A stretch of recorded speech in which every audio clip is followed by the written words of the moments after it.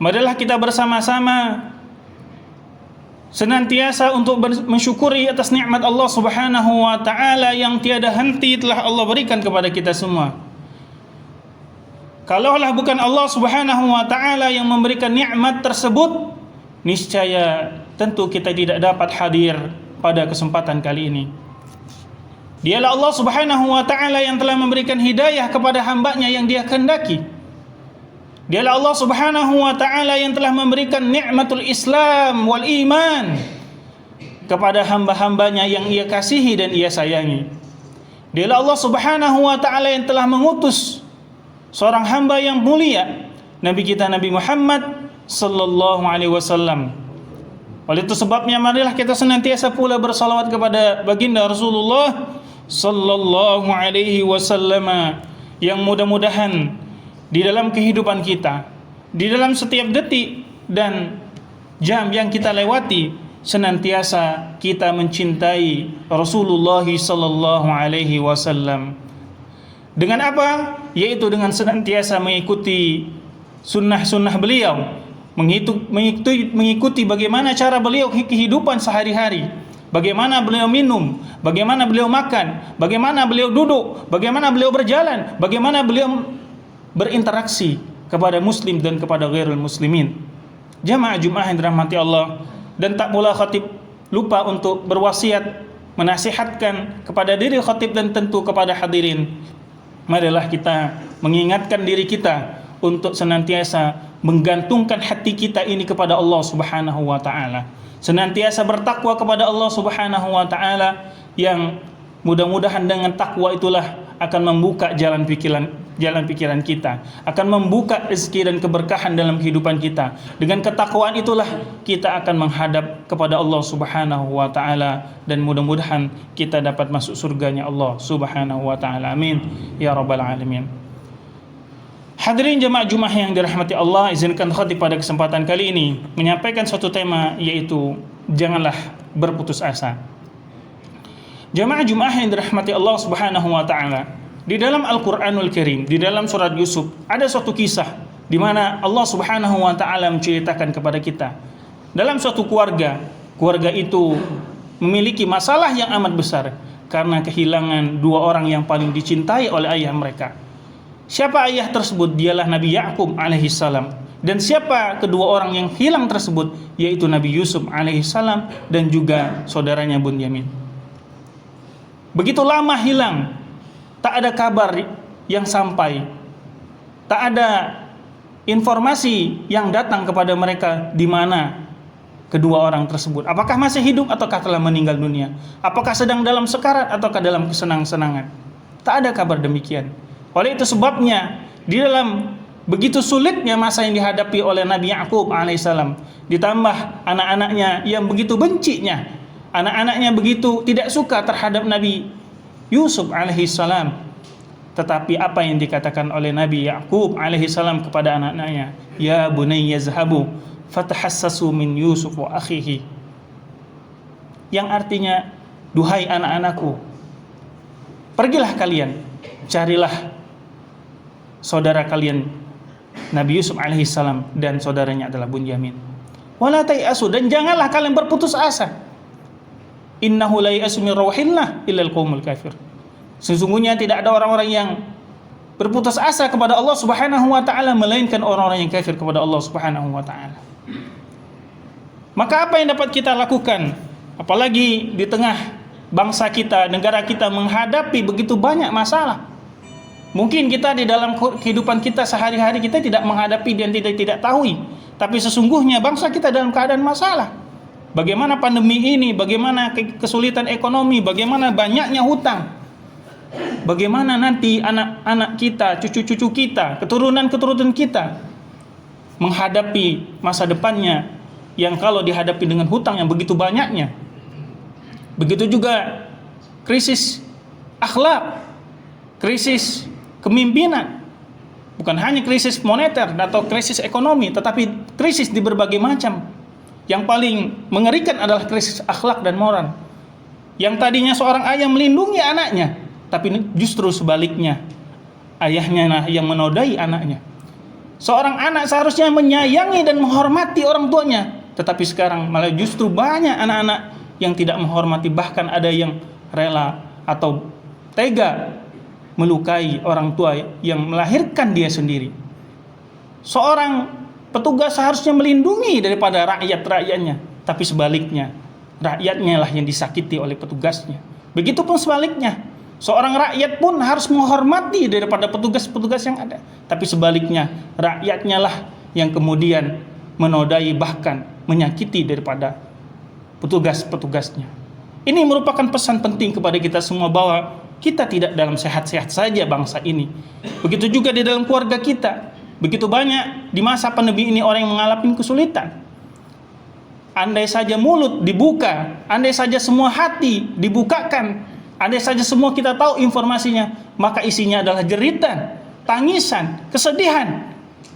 Lalu apa yang dapat kita lakukan dengan hal tersebut? Apakah kita kemudian menyerah dengan keadaan kita sekarang ini? Sebagai seorang umat Islam, kita begitu sedih saudara-saudara kita ditindas di berbagai macam belahan dunia. Kita sedih saudara-saudara kita tidak bisa mengambil haknya, tidak bisa melaksanakan sholat 5 waktu, tidak bisa melaksanakan haji, tidak bisa melaksanakan puasa, ya, terkurung di dalam penjara dan lain-lainnya.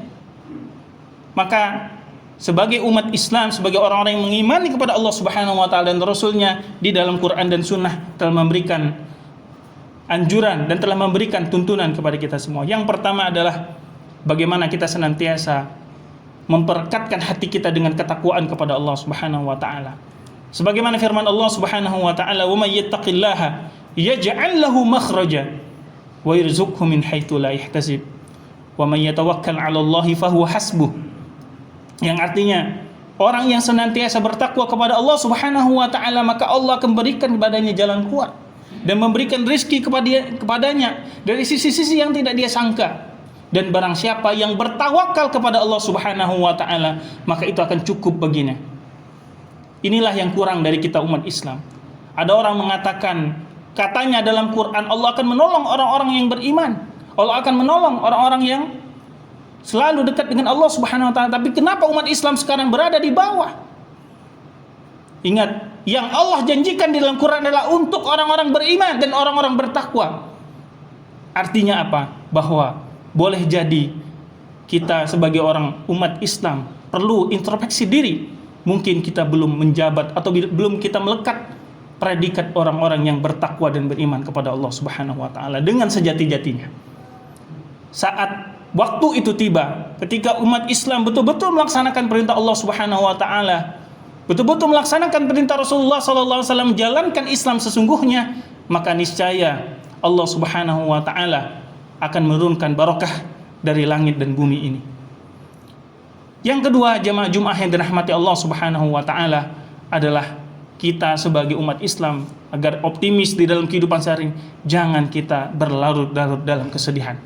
Kesedihan apakah boleh Ustaz? Boleh, tetapi jangan, yang tidak boleh adalah jangan kita berlarut-larut dalam kesedihan. Maka para ulama mengatakan ketika Rasulullah sallallahu alaihi wasallam bersama sahabatnya yang mulia, siapa itu? Yaitu Abu Bakar Siddiq. Tidak ada orang lain, tidak ada. Sementara mereka dikepung oleh orang-orang yang menginginkan nyawa Rasulullah sallallahu alaihi wasallam, menginginkan kepalanya Rasulullah sallallahu alaihi wasallam. Bayangkan jemaah Jumat, kalau kita berada dalam posisi Rasulullah SAW, tidak ada orang lain. Sementara ratusan orang, bahkan mungkin ribuan orang menginginkan nyawa kita. Tetapi sungguh kata-kata yang diucapkan Rasulullah dan terukir dalam Quran mengajari umatnya akan pentingnya optimisme, pentingnya kita jangan putus asa dalam keadaan segenting apapun dan sesulit apapun. Apa yang dikatakan oleh Rasulullah sallallahu alaihi wasallam? Karena Abu Bakar saat itu mengkhawatirkan nyawa Rasulullah sallallahu alaihi wasallam. Andai kata Rasulullah SAW itu dibunuh oleh orang-orang musuh-musuh Allah Subhanahu wa taala, maka mungkin Islam sekarang ini sudah tidak ada lagi. Tetapi apa yang dikatakan oleh Nabi kita Nabi Muhammad sallallahu alaihi wasallam? La tahzan, innallaha ma'ana. Wahai Abu Bakar, kalau dibahasakan dengan bahasa kita, jangan engkau bersedih, karena Allah bersama kita. Jamaah Jumat yang dirahmati Allah, inilah yang harus kita katakan kepada keluarga kita, kepada anak-anak kita, kepada bangsa kita. La tahzan, janganlah engkau bersedih wahai anakku, karena Allah bersama kita. Kapan Allah bersama kita? Ketika kita melaksanakan perintah Allah dan Rasulnya. Inilah poin penting bagi kita semua, jamaah Jumat yang dirahmati Allah. Adapun yang ketiga adalah mari kita senantiasa untuk menghindari dari rendah diri, minder dalam bahasa kita. Disebutkan Allah Subhanahu wa taala dalam Al-Qur'an, "Wala tahinu wala tahzanu wa antumul a'laun in kuntum mu'minin." Yang artinya, wahai umat Islam, wahai orang beriman, janganlah kalian merasa rendah diri dan jangan kalian bersedih sedangkan kalian adalah orang yang paling tinggi jikalau kalian beriman. Jamaah Jumat, tahukah jamaah kapan ayat ini turun? Ayat ini turun ketika para kaum muslimin, umat Islam dan Rasulullah kalah di perang Uhud. Banyak orang-orang yang meninggal dunia. Bahkan sahabat yang mulia, pamannya Rasulullah yang tersayang, Hamzah bin Abdul Muthalib, meninggal dunia. Kesedihan di atas kesedihan, tetapi Allah Subhanahu wa taala mengatakan kepada umat Islam, "Wala tahinu." Jangan terendahkan diri kita setelah Allah muliakan dengan keimanan keislaman di hadapan orang-orang yang tidak beriman. Jangan rendahkan jamaah Jumat. Kita punya izzatul Islam. Jangan jual harga diri kita hanya untuk meraih keuntungan duniawi. Jangan jual negara kita hanya untuk keuntungan sekelompok orang. Tetapi semua keuntungan bangsa ini harus untuk bangsa dan rakyat ini. Semua yang kita lakukan ini dalam rangka li'ilai kalimatillah, senantiasa menegakkan keadilan serta kebenaran di jalan Allah Subhanahu wa taala. Adapun yang terakhir adalah al-huznu billah, husnuzan ma'allah Subhanahu wa taala, yaitu senantiasa berbaik sangka kepada Allah. Dalam hadis yang sahih riwayat Muslim disebutkan, Rasulullah SAW bersabda, "La yamutunna ahadukum wa huwa yuhsinu illa wa huwa yuhsinu billahi zanna." Wa fi maqalan Nabi sallallahu alaihi wasallam, yang artinya, janganlah kalian meninggal kecuali kalian dalam keadaan berhusnuzon kepada Allah Subhanahu wa taala. Jamaah Jumat yang dirahmati Allah, saya yakin tidak ada satupun dari kita kecuali pernah mengalami musibah, pernah mengalami sakit, pernah mengalami kesulitan, pernah mengalami masalah, pernah mengalami kesukaran, tantangan dan lain-lainnya. Tapi ingatlah, itu semua Allah tidaklah mungkin menguji hambanya untuk menyakiti hambanya. Innallaha la yazlimun nasa syai'ah. Allah tidak akan pernah menzalimi kita. Allah tidak pernah zalim kepada kita. Kita sakit, kita itu karena kita sendiri. Kita sulit itu karena kita sendiri. Tetapi sesungguhnya di balik kesulitan ada kemudahan. Di balik sakit kita ada kafarat terhadap dosa-dosa kita. Apapun yang kita hadapi, apapun yang kita sedang jalani, sesulit apapun, sekarang umat Islam di mana-mana mengalami kesulitan. Mengalami kesulitan. Mulut ini saja yang keluh untuk mengungkapkannya karena takut akan dibegitukan dan beginikan. Andai saja mulut ini dibuka, tentu saja banyak sekali aduan. Maka jamaah Jumat yang dirahmati Allah, bersabarlah. Karena Allah janjikan di dalam Al-Quran, fa innal aqibatu lil muttaqin. Nanti ujung daripada kebahagiaan itu hanyalah untuk bagi orang-orang yang beriman. Memang kita sering dizolimi, memang sering kita tidak diberlakukan secara adil, tetapi Allah Maha melihat. Allah akan memenangkan agama ini. Allah akan senantiasa menolong hamba-hambanya. Allah akan senantiasa menolong kita. In tansurullaha yansurukum wa yutsabbit aqdamakum. Maka kita senantiasa untuk berpegang teguh kepada ajaran Allah Subhanahu wa taala. Jangan ragu, karena keraguan akan menimbulkan syak. Keraguan akan mengurangi daripada keimanan kita kepada Allah Subhanahu wa taala. Maka tak kala kita sudah ragu dengan agama ini, maka apalagi yang kita akan pegang dalam kehidupan kita. Tetapi ketika kita berhusnuzon ma'allah, ketika kita berbaik sangka kepada Allah Subhanahu wa taala, insyaallah hati kita akan tenang, ilham akan terbuka, kemudahan demi kemudahan akan kita dapatkan, ketenangan jiwa akan Allah berikan. Tetapi sebaliknya, ketika kita berburuk sangka kepada Allah Subhanahu wa taala, ya Allah, kenapa dengan Covid ini Engkau ambil orang-orang yang saya sayangi, ya Allah? Ketika Covid ini begitu banyak bisnis saya yang Engkau habiskan dan Engkau tidak berikan kelancarannya sehingga saya kadang-kadang melarat.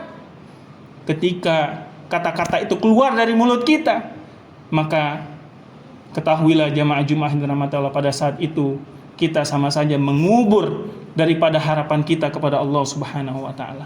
Karena hanya orang-orang yang senantiasa berbaik sangka kepada Allah lah mereka-mereka yang masih punya